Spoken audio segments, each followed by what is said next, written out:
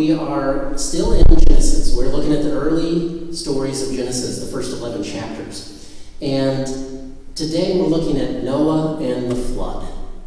A story that many of us are familiar with. You know, of all the Genesis stories, this might be the one that we're most familiar with, second only maybe to Adam and Eve. But this story is beloved by many people, and also many people have problems with it. But we all at least know the story. So we're continuing. So far we've looked at the first two creation stories. We've looked at Cain and Abel, and now we are at Noah. And the main ideas undergirding the whole sermon series, there's two of them. Number one is the idea that the Bible, much of the Old Testament, took its final form while the Jewish people were living in exile in Babylon. They had to live in the land of the people who had destroyed their land. Everything they knew was gone. The world had ended for them. And they're wondering, why did this happen? Why would God allow it? And so they take some of these stories that no doubt were written before that time, but they bring their stories and they compile it together into their story, their history, that says, here is why we are in exile.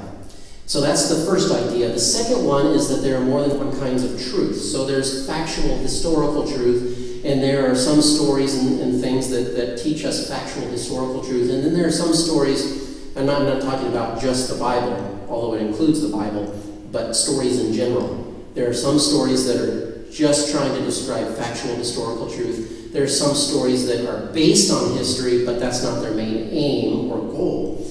And then there are some stories that are just simply trying to teach deeper truths about humanity and God. So as we look at the story of Noah and the flood, as I said, we're familiar with most of the themes. It's a large story in the scriptures. It spans a few chapters. And the main themes of the story are that, first of all, every person is evil in the world at that time. So according to the story, every person is evil. All of their thoughts were only evil all the time. Pretty grim diagnosis. And so God regrets making humankind, and he decides that he is going to kill them all off. So, you talk about the Bible being a children's book, but by the 6th chapter, we're already killing off all the people. But anyway, so you can't say it isn't a violent book. So God decides he's going to kill off all the people, but he finds one family that is righteous, and that is Noah and his family. And so he instructs Noah to build the ark, this very large boat, and that all these animals are going to come upon this boat in addition to his family, and he's going to save them. And so he's not giving up on the world entirely. He's going to save this family. And so the flood waters come and rise, and all of the land is covered in water, but Noah and his family and the animals in the boat survive. Eventually the waters recede, and then they get out of the boat and offer sacrifices to God. And then there's the rainbow at the end, which is God's promise that he will never do this again. The rainbow, oftentimes I don't think of this, but it's in the shape of a bow, like a bow and arrow. And so it's kind of like that symbolism of laying down your weapon of war. And God is saying, no more. I'm not going to do this anymore. And so that's the story that we have. Now, we'll talk about the problems first, because it is a problematic story for many people, and for many of us, maybe we never even really thought about the problems in it or the difficulties that some people see or notice. So first of all, one of the problems or the difficulties that we have to confront right away is the idea that God decided to engage in planetary extinction. This is a planetary extinction event.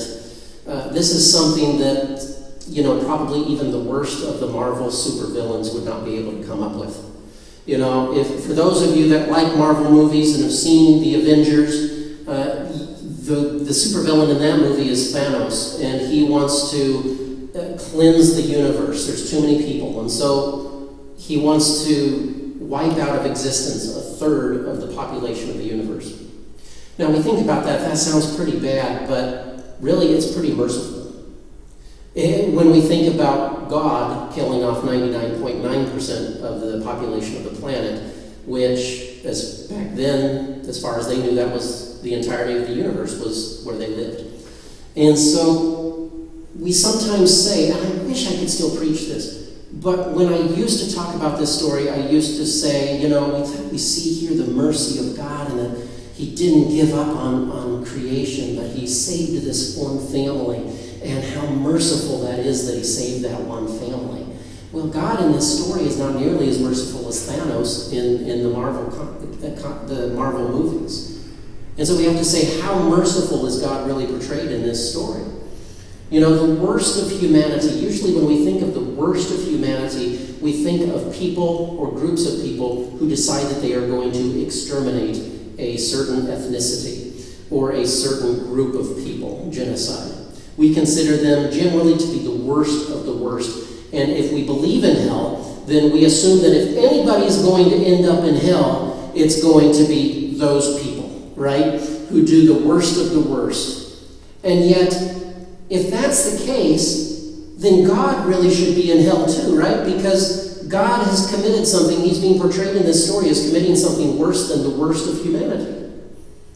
And so in this story, God is really not, maybe, I guess if we don't think about it, we could say that God is being merciful here, and he certainly is being merciful to Noah and his family. However, this is anything but mercy. This is anything but grace. This is God saying, I am done. With the prognosis or the diagnosis that's given to humanity, as I shared, is that all people are only evil all the time. Every thought, every idea that comes to their mind is only evil all the time. That is a very dire diagnosis and problematic diagnosis. And I'm going to go out on a limb and say it's too simplistic, and that there has never been a time in human history when that has actually been true. Even at the worst of human history, at least if you're going to say that every adult is evil and only thinking evil thoughts all the time, that's probably a stretch. But, let's give them that and say, okay, maybe every adult. There's still children and infants, And how can we say that every child and every infant is also completely evil and only thinking evil thoughts all the time? And not only that, but in this story, all of the animals die too. Now, doggone it, what did giraffes do that was so terrible that they also had to die? Did God not have a way of killing all of the people but still keeping the animals? Couldn't he have come up with a different method? We have stories in the Bible where God just strikes down people. He doesn't kill the animals along with it. But so what did the animals do that was so terrible? And I always wonder too, just a silly thought, what about the fish? Did they die in the floodwaters? I was looking for a graphic for our sermon slide, and one of the graphics had a bunch of dolphins jumping out of the water. And I thought, well, I don't want to pick that one because the whole idea is that everything that lives dies. So there are problems in this story, and this, we oftentimes, this is always included in children's Bibles with artistic depictions of Noah and the flood with the animals in the boat, and Noah is smiling and maybe waving, like this is just a fun ride. But underneath, we don't show the kids what's going on underneath the waters, which is massive death and destruction. The one side of the story is that this family is saved in the boat. The other side of the story is that you have endless numbers of parents and children clinging for their lives, begging for their lives, only to be drowned. And so this story is problematic on many levels. I tend to like to believe that God is above drowning infants. I kind of like to think that God is good and not evil. And I also kind of like to think that I don't have to call good evil and evil good in order to believe in God. And so, this story is very problematic, so what do we do with it? Well, there are a couple of things that we can look at that can help us as we seek to make sense of this very scary story. Number one, the first thing, is that this is not the only flood story, and it's not the oldest flood story. And if this sounds familiar, from the sermon on Genesis 1, it's because it's the same principle. The creation story in Genesis 1 was not the only creation story, it was not the oldest. Same thing here. There were many other flood traditions or stories amongst the neighboring peoples who lived around the Israelites, and their stories were much older. We have many stories about floods in many cultures around the world, and they're all different, and many of them are older than the Israelite story. Which leads us to think that there was at least some massive flooding, and the question is then, was there a worldwide flood? Theoretically, it could be possible, I suppose, but it's unlikely. First of all, we have to remember that back then they had a very ancient worldview, so they certainly did not think of the earth as being as large as it is or as a sphere. As I shared in that first sermon, people had a worldview that the earth was flat, that there was a solid dome of the sky, and that they were surrounded by water. Water above the dome, water underneath the sky. And so in this Noah story, this flood is not even really a flood like we think of, but this flood is the waters coming back together again. Just as God brought order out of chaos in Genesis 1, and he separated the waters to allow life, now God is undoing creation. He's not just sending a flood, he is undoing creation. The waters are coming back together, and everything is being brought back to that state of chaos, that formless void that it describes in Genesis 1:1. Everything is undone again. God is starting over completely in this story. And so, was there a worldwide flood? Again, we don't know for sure. We do know that there's been massive flooding. We are very familiar with massive flooding as we have experienced last year here in the Midwest, and yet we know that floods can be even larger than that. It's hard to imagine.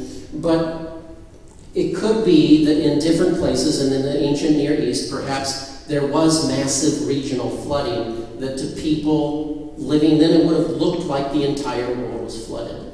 We don't know for sure. It could have been a worldwide flood. It's a little less likely than regional flooding, and perhaps in different parts of the world there's regional flooding. But, there could have been a worldwide flood. In any case, people in many places experienced flooding. And they came up with stories to try to make sense of it within their own faith tradition. And the Israelites wanted to do the same thing. They wanted to make sense of this too, except they wanted to make it their own story. There's evidence that the Israelites, borrowed elements from some of these other flood stories in the creation of their own.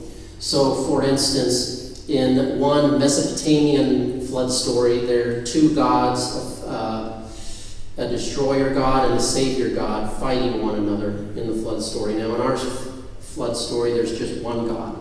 And so the conflict is between God and humanity instead of between the two gods. In another story, there is the gods, because there's more than one God in most religions at that time. The gods are going to kill off humanity. Why? Because they're too noisy and the gods can't sleep. Isn't that something? They want to destroy humanity because we're too noisy.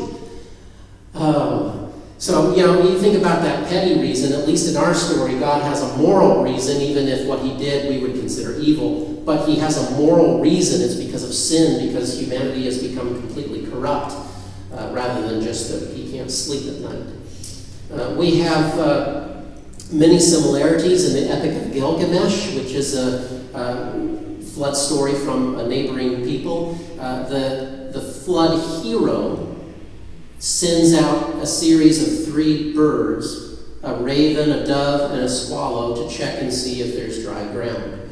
Similar to the way Noah sends out a raven and then a dove to do the same thing.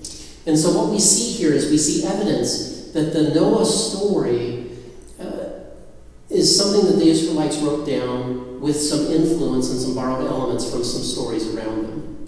So that's number 1. This is not the only flood story, not the oldest flood story. Number 2, many people have recognized for centuries, this is not a new idea, many people have recognized for centuries that when you read through the flood story, it appears as though there's more than one Noah story here. that have been edited and interwoven together to create one story. But if you read through it from beginning to end, you may notice, as many people have, that it appears as though there are two stories going on here. So you'll notice a lot of repetition. You'll be reading and you think, wait a minute, didn't Noah already get in the ark? And didn't the flood already start? Why is it starting again? So you'll see some repetition. You'll also see some parts that don't agree with one another. So you read both that the flood lasted for 40 days and 40 nights, and also that it lasted for almost a year. You will see that Noah took 2 of every kind of animal on the ark, but also that he took 7 of every clean kind of animal and only 2 of the unclean animals. So there seem to be 2 different stories going on here, or 2 different traditions that were woven together, just not perfectly. As I said, this is not a modern idea. This is something that many ancient Jewish and Christian thinkers have noticed for centuries.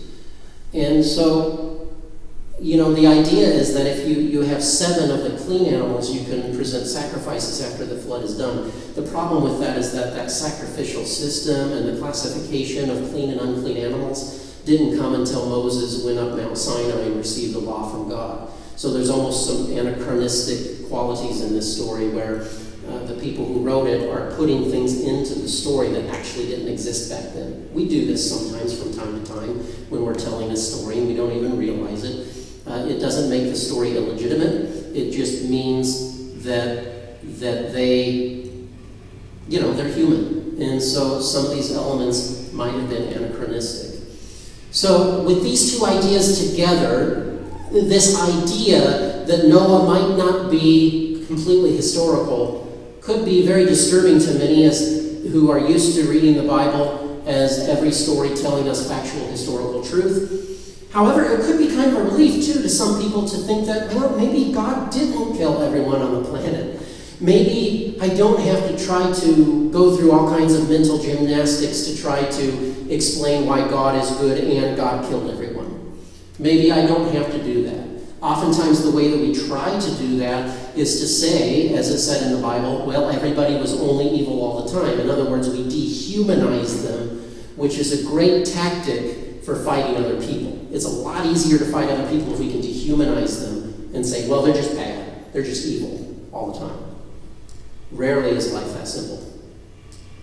And so this could be kind of a relief because, as I said, I like to think that God is above drowning infants. That's just me. But I like to think that God is better than that. God is better than the worst of humanity, at least, and I would say better than the best of humanity. That's what I believe. And so it could be a relief. So what does this story have for us then? If it is so problematic, if it is not necessarily historically true, then what does it have for us? Well, just as in the story of creation, this story is meant to teach something primarily to the Jewish people, because they were the ones who wrote it for themselves, but also for all of us. As I said, there's a reason these stories are so universally appreciated. So first, of course, there's the teaching again that there's only one God, which for us we're like, yeah. But for them it was a universally new idea. And so the idea that there's one God, and God, they said, did not send this flood. Because, you see, every tradition, they have to come up with why God sent the flood. Because in those ancient days, everything was from God. Everything was directly caused by God. Right? We used to assume that weather events and hurricanes, for instance, were sent by God. Now we know, actually, it's because of some moist, warm air that rises from the ocean, and then it gathers clouds, and then it's very predictable, right? And so we understand things differently. That's okay. That's not a problem. Actually, it could be kind of a relief. Because what they all had to do is they had to explain, why would God send this flood? Just as they were answering the question, why would God send us into exile? And so they have to come up with a reason. So their reason is much better than everyone else's reason. They're saying, no, it's not that they're a bunch of gods fighting each other. No, it's not that God just thought we were noisy. Our God is better than that. And so it must be that everybody was just terribly evil. Otherwise, why would God do this? God would not do this unless everybody was completely corrupt, completely evil, and so that must have been the case. And so God wanted to start over with the only righteous people in the world, the only good people in the world. If there had been more good people in the world, he wouldn't have done it. He wouldn't have killed them. And so that was their reasoning. Now, we don't have to agree with all of the assumptions and all of the beliefs that the people in the ancient world had in order to get some good out of this story. This story is teaching them that even though God regrettably had to kill most everyone on the planet, nonetheless they are showing that God is merciful. Now, in that story itself, of course, we wouldn't say that that's very merciful, but that's a lesson they're trying to draw out of this as they try to do mental gymnastics to explain the flood and why God would send it. They're trying to give the message that God is merciful, God is not petty, God did this regrettably because he had to, and so we don't have to agree with all of those assumptions, but we can still see that thread in the story where they are trying to proclaim that God is merciful. We also see here the story of the Jewish exile just being played right out in this story. Just as God in this story kills many people through the flood because of their sin, but he saves a remnant, Noah and his family, and he's not giving up on them completely. And even though things are in disorder and chaos, God is going to bring things back into order, and Noah is going to be back on the earth, and they're going to be able to start anew. In the same way, the Jewish people would have seen their own story in this. Because in their eyes, God had killed off most of their people when Babylon came in and attacked. Why? They believed it was because of their sin. Because again, God causes everything. So if something bad happens, if another nation comes in and attacks and destroys someone, it's because they sinned. If God sends a flood, it's because they sinned. And so they saw in the flood story their own story. That all these people of theirs died. And there's only a few left, a remnant, living in chaos, living in disorder. But God has not forgotten us. Just as God did not forget Noah on the ark, God is remembering the people in exile. And this story is proclaiming God will remember them and bring them back into order, that they can return to their land someday in the future and start anew.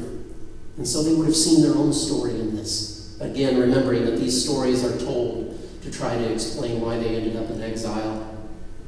But we see our own story in this too.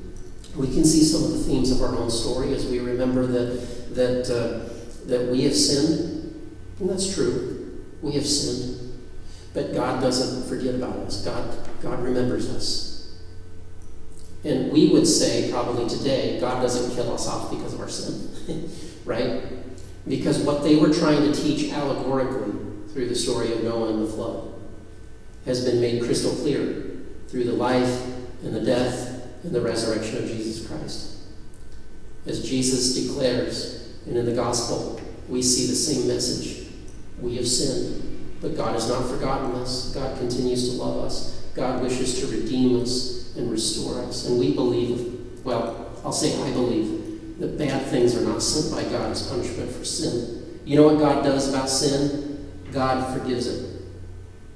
God forgives it. God forgave it in the Old Testament. God forgives it in the New Testament. God forgave it before Jesus. God forgives it after Jesus. Jesus showed us what God is really like. And when Jesus gave his life on the cross and the way he lived his life and what he taught that God is not a monster who kills people with floods or sends plagues or pandemics or seeks to torture people because of their sins. God loves us in spite of our sins and wishes to forgive us.